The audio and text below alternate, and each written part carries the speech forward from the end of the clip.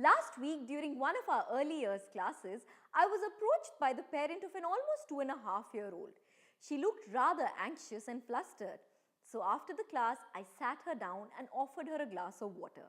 And then I asked her what the problem was. Turns out that her almost 2.5-year-old is ready for preschool and that her offspring belongs to the clingy category. The mother was anxious and hyperventilating. She bombarded me with questions.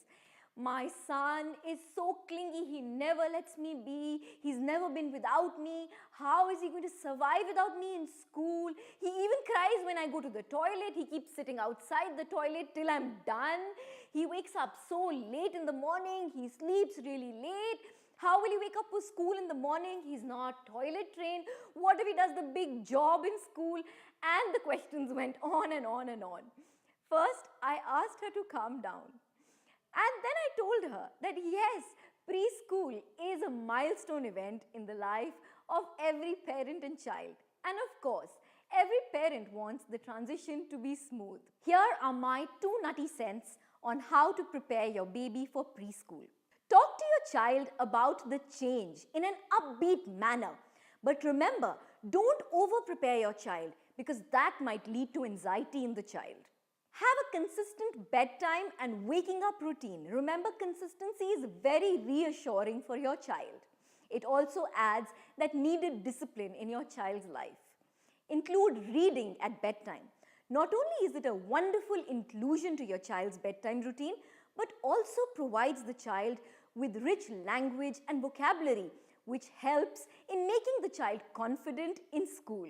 Reflection at bedtime. Talk to your child about what went well during the day and what could have been better.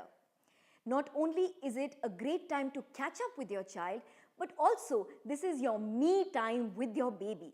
And later, if at all any behavioral issues crop up, this is a wonderful time to fix those.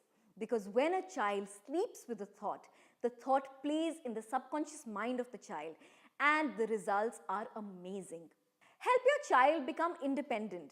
You can start with basic things like clearing a plate from the table, then clearing toys after playtime, pulling out a book from the bookshelf, folding a handkerchief, wearing socks and shoes, and then also feeding themselves. You could start with basic finger foods and even make a roly-poly and hand it over to them. Plan a familiarization trip for your child. If you've decided which school your child is going to be attending, start driving past that school every once in a while. Talk about the school. Talk about the infrastructure. Talk about the classroom, the swings, the toys. And if the school allows, take your child for a sneak peek into the school. Let your child peep into a classroom, meet the teacher. It would be a wonderful way to prepare your child for school.